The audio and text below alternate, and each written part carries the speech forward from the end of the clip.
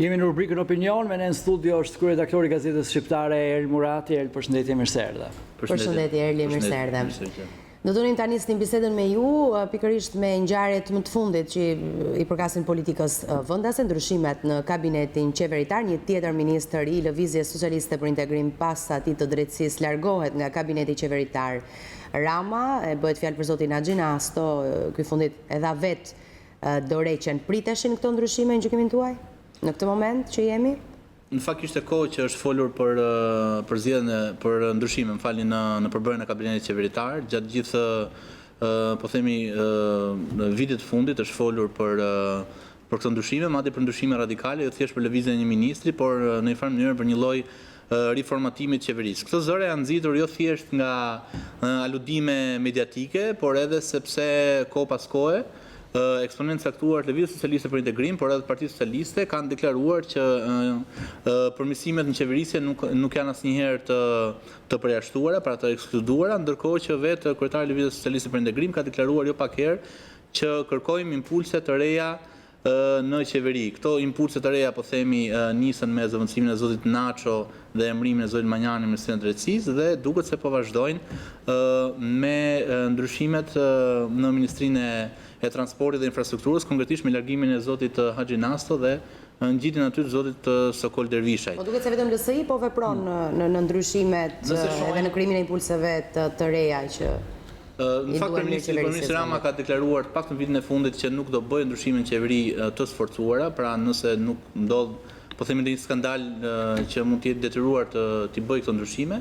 ai është shprehur që është relativisht i kënaqur nga puna e kësaj qeverie. Megjithatë, unë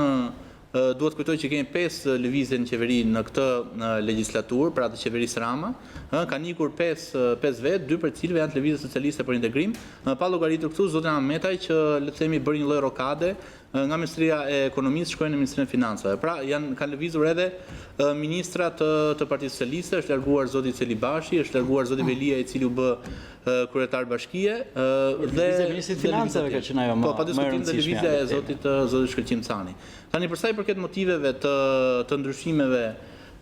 në qeveri, konkretisht largimit të zotit Haxhinasto, duhet ndalim fillimisht te deklarata pas drekës së famshme mes zotit Rama e zotit Meta. Po, pa diskutim, duhet ndalim fillim te deklarata e tij,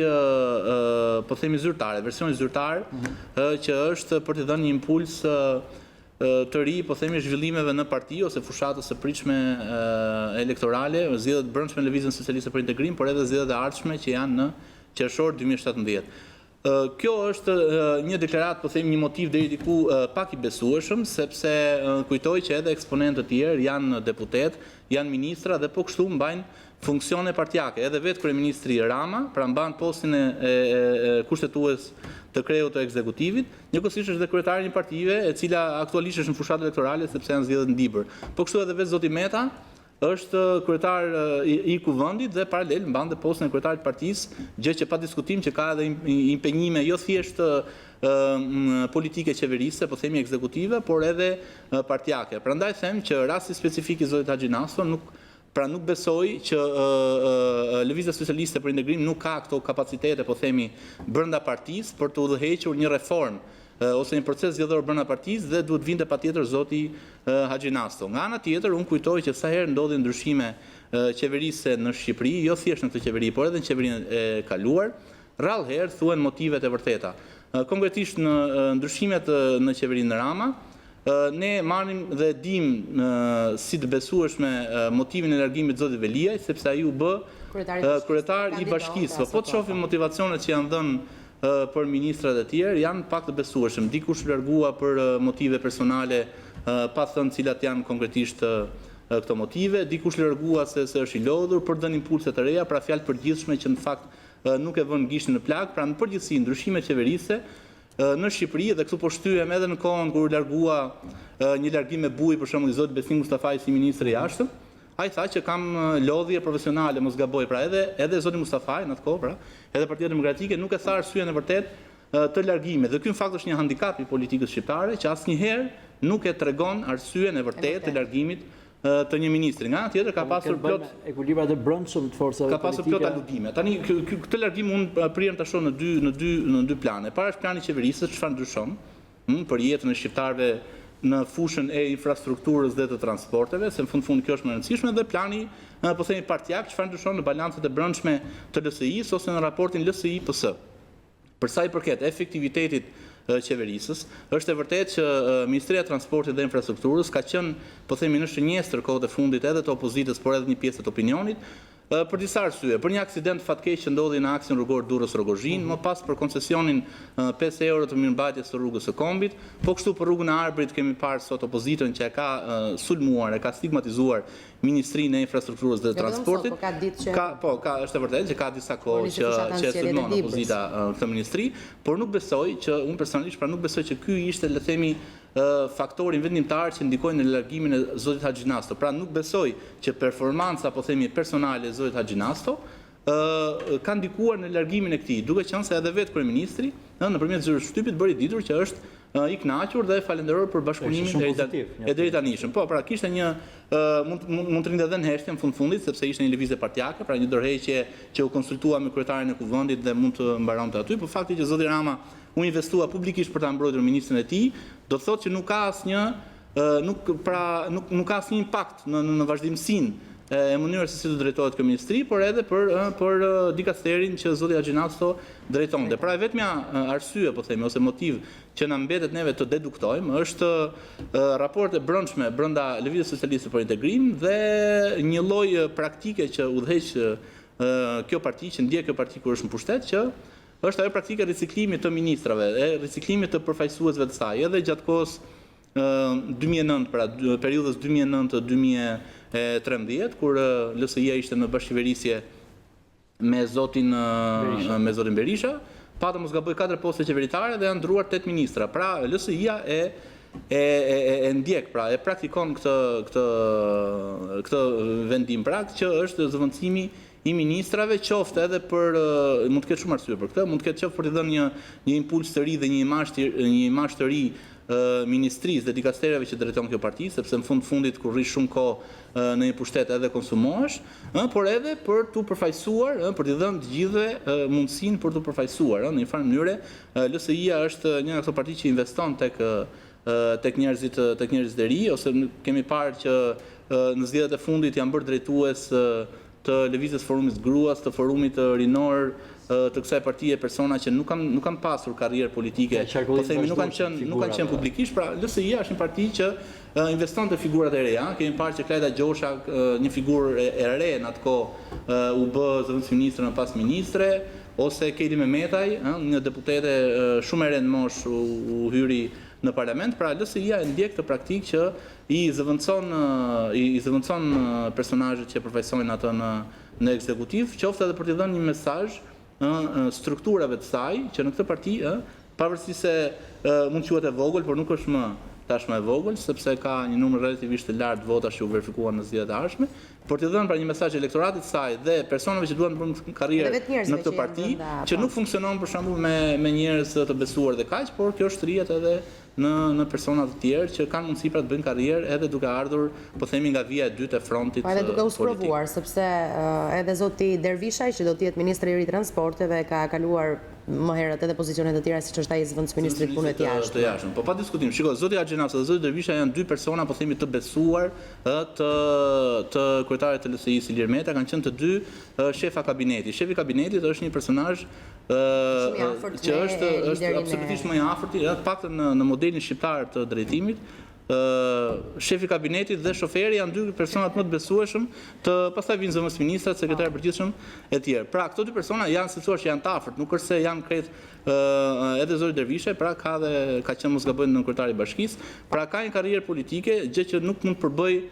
një surprizë ngjitja e tij në këtë post. Po kështu ka edhe po themi personazhe të tjerë brenda LSI-s, zoti Luan Rama, zoti Vasili, që kanë qenë më parë ministra, por tani po bëjnë jetë partijake. Prandaj them, në këtë aspekt nuk ka asnjë surprizë, qoftë në planin politik, sepse flitet prej kohësh për ndryshime në qeveri dhe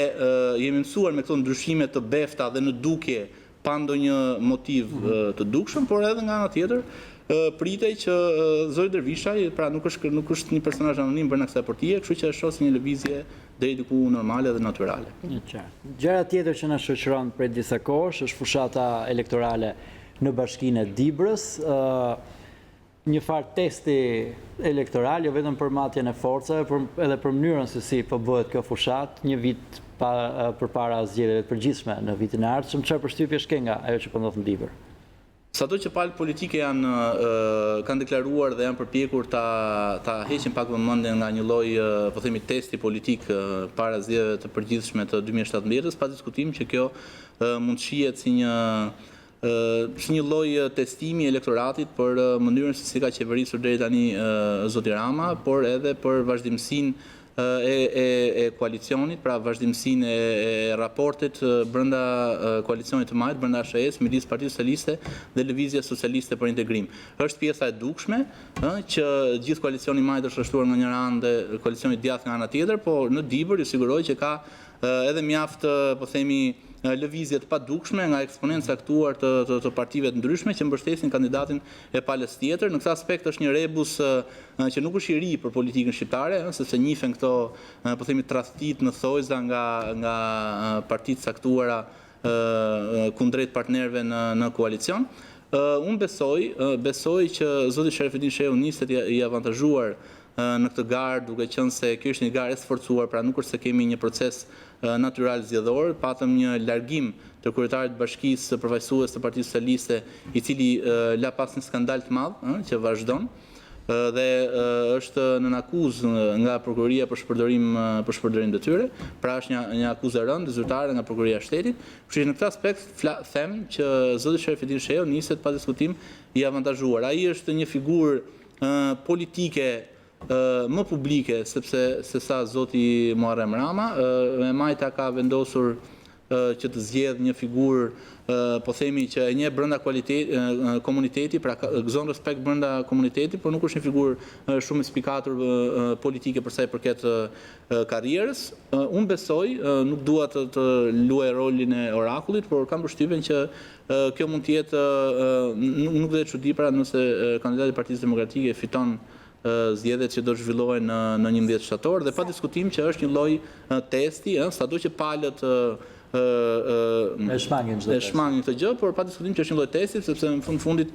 nuk kemi bëjmë me 1, 2, 3 apo janë 10 mijëra vota që do votojnë në 11 shtator dhe do duket pak a shumë nga balanca e pëlqimit elektoral. Në krahasim me kur u zhvilluan zgjedhjet vendore dhe ku fitues doli Shukri Xhelili, këtë radhë dy kandidatët janë vetëm përballë njëri tjetrit, janë të vetëm përballë njëri tjetrit, nuk kanë kandidatë të tjerë. Sa avantazhon dhe dizavantazhon njërin apo tjetrën palë në këto zgjedhje? Ky fakt. Në radhë parë, dy kandidatët janë për të përshëndetur sepse kanë zhvilluar një fushatë elektorale relativisht të qetë dhe civile, gjithmonë duke krahasuar me proceset elektorale që zhvillohen në Shqipëri, të cilat ndodhin gjithmonë me kurbane, me vrasje, me plagosje, dhe zgjedhjet më të qeta gjithmonë kanë incidente të rënda elektorale. Dhe duke qenë se situata politike nuk është shumë e qetë, them që këto dy personazhe janë për të përshëndetur sepse kanë arritur ta ruajnë garën në nivel lokal. Nuk kanë rimarrë të dy tezat e liderëve politik për të sulmuar ose për të stigmatizuar dhe për të demotizuar kundërshtarin, por kanë zgjedhur përgjithsisht, pra kanë zgjedhur që të shpalosin, le të themi, platformën e tyre për drejtimin e bashkisë së Dibrës. Pa diskutim që qëndron dhe kjo që thoni ju, që ndarja e kampeve dhe qenë vetëm dy kandidatëve ndikon jo thjesht për vijimin e votës elektorale për dy kandidatët, por edhe është një lloj parathënie edhe për koalicionet e ardhshme, pavarësisht se koalicioni i majtë PSLSI, dy partitë kryesore, formalisht është gjithçka okay, pak në konfirmuar nga dy kryetarët, her pas here ne dimë që ka shkëndija midis përfaqësuesve të këtyre dy partive, kështu që është e rëndësishme edhe për të parë se si do luajnë underground këto dy parti dhe çfarë efekti mund të ketë një humbje eventuale, po themi, e kandidatit të PS-s në këto zgjedhje në raportet PSLSI, duke përfshirë edhe PDI-un, sepse ju jeni dëshmitar që 2 ditë më parë kryeministri Rama u pyet pikërisht marrëdhënie me LSI-n, por ai zgjodhi vetë të përmendte edhe PDI-un, pra si një faktor të rëndësishëm në këtë koalicion. Ishte zoti Islami nga kjo studio që ka bërë të ditur se ajo video e skandalit skandalit të Shukri Xhelilit është publikuar në media e nxitur pikërisht nga Partia për Drejtësi, Integrim dhe Unitet. Nuk e di çfarë ndikimi do të ketë pastaj kjo që thatë ju me këtë fakt që tha zoti Islami në zgjedhjet e Dibrës. Personalisht nuk e kam këtë informacion, kështu që zgjedh më të mos e komentoj, sepse nuk e kam konfirmuar nga asnjë burim tjetër dhe nuk e kam dëgjuar, po themi nga zyrtarë të tjerë ose nga burimet pavarur të tjera, kështu që unë besoj që koalicioni i majt është forcuar me PDI-un, sepse ata kanë mos gaboj 4 deputetë në parlament, kështu që janë goxha të përfaqësuar. Bëhet fjalë gjithçka bëhet fjalë për zgjedhjet e ardhshme elektorale. Në fund jam i bindur që edhe për zotin Rama personalisht dhe për zotin Basha nuk janë shumë të rëndësishme, po themi, rezultatet e zgjedhjeve të 11 shtatorit, ose mund të jenë deri diku për zotin Basha, i cili ka një lloj detyrimi për të fituar këtë zgjedhje. Them detyrimi sepse kryebashkiaku i PS-s të largua pas një skandali dhe kemi hyrë në vitin e fundit të qeverisjes, kështu që pa diskutim opozitës dhe liderit e opozitës i duhet një shkëndi për t'i thënë, për çuar mesazhin që shife jam edhe unë dhe kam mundësi edhe unë të fitoj zgjedhje. Pra besoj që zoti Basha është më i vëmendshëm ndaj këtyre zgjedhjeve, ndërkohë që zoti Rama nuk besoj që do të ndryshonte diçka për të nëse humte apo fitonte bashkinë e Dibrës. Gjithçka bëhet fjalë siç e përmenda për zgjedhjet e ardhshme parlamentare, aty pastaj do shihen se sa do ndikojë afrimi PS-PDI-u, sa do ndikojë në relatat e Partisë Socialiste me Lëvizjen Socialiste për Integrim. Konkretisht sot, sigurisht që mund të jetë një koincidencë, por kemi një ministër të LSI-s dhe një drejtor të rëndësishëm të AKB-n-s janë larguar nga LSI-a, ndërkohë që kemi, po themi, ndryshime edhe në Arkivin e Shtetit që një personazh i PDI-us është ngjitur në krye të këtij dikasteri. Madje kur sot po lexoja në rrjetet sociale në lidhje me parashikimet e mundshme se mund të kishte edhe lëvizje të tjera në kabinetin qeveritar, përfliteshe dhe një largim i mundshëm i zonjës Kumbaro dhe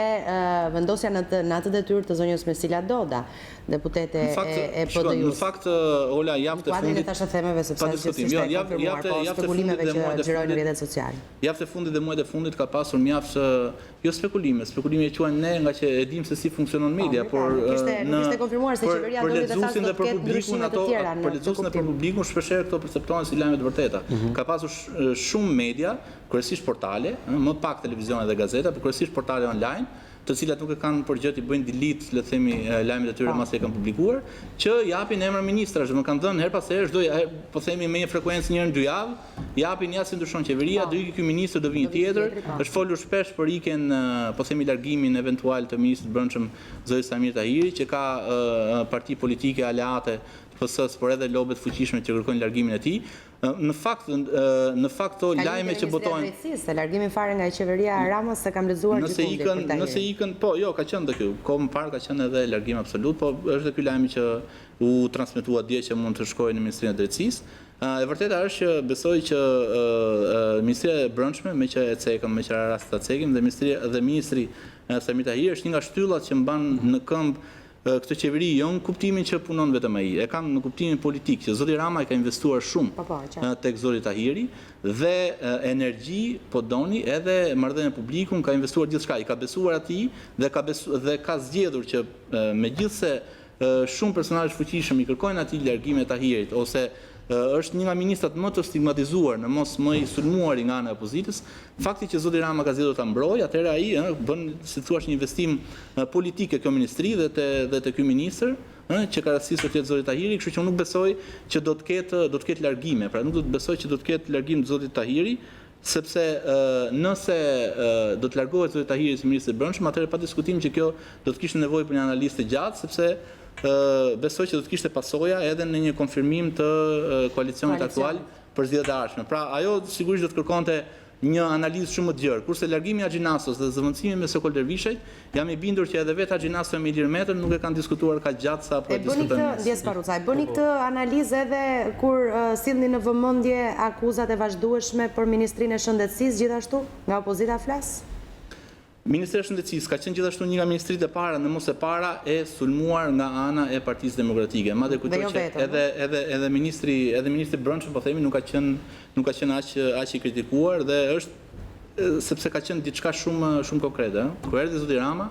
dhe zoti Beqa, ministri i shëndetësisë, një nga deklaratat po themi ose premtimet kryesore ka qenë shëndetësia falas, ndërkohë që fakti është që shëndetësia me sa duket tuk e ne përshkon gjithnjë më poshtë, nuk do të fajin dikujt ose dikujt tjetër, por fakti është që shërbimi shëndetësor tek ne përveç fasadave që lyhen nëpër spitale, fakti është që shërbimi shëndetësor tek ne ka nevojë, siç thotë kryeministri, për reformë në totale, por në fundit reformën totale duhet ta bëjë ai, është si puna, po themi, e korrupsionit, që kryeministri aktual e ka identifikuar që korrupsionin nuk janë fajtor njerëzit, por është sistemi, po ndërkohë unë pyet çfarë është bërë këto 3 vite për të rrëzuar këtë sistem të korrupsionit. Unë nuk kam përgjigje për vete. Kështu është e njëjta gjë edhe për shëndetësinë që ju përmendët, që pa diskutim është kryesore, jo më kot thonë që çdo ministër duhet të jetë pak ministër shëndetësie, sepse fundit është shëndeti i pari, një shtet, aty e tregon, le të themi, kujdesin e tij tek shëndeti dhe tek arsimi. Nëse nuk janë këto 2 komponentë, pra shëndeti dhe arsimi, ti mund të kesh rrugët më të bukura, mund të kesh sheshet më të bukura dhe rrugët më të asfaltuara, pra mund të kesh shumë gjëra, por shëndeti dhe arsimi janë dy shtyllat kryesore që mbajnë këmbë jo thjesht një qeveri, por një vend. Prandaj ka ardhur koha që mos të ketë thjesht, po themi, llafe ose premtime elektorale në vitin e 4, se në fundit mandati po mbaron, por ka ardhur koha që të ketë veprim dhe rezultate konkrete. Helmurati, faleminderit që ishe me ne sot në studio. Faleminderit Erli. Nësi. Shkojmë në një hapësirë publicitare, rikthehemi sërish pas pak. Na ndiqni.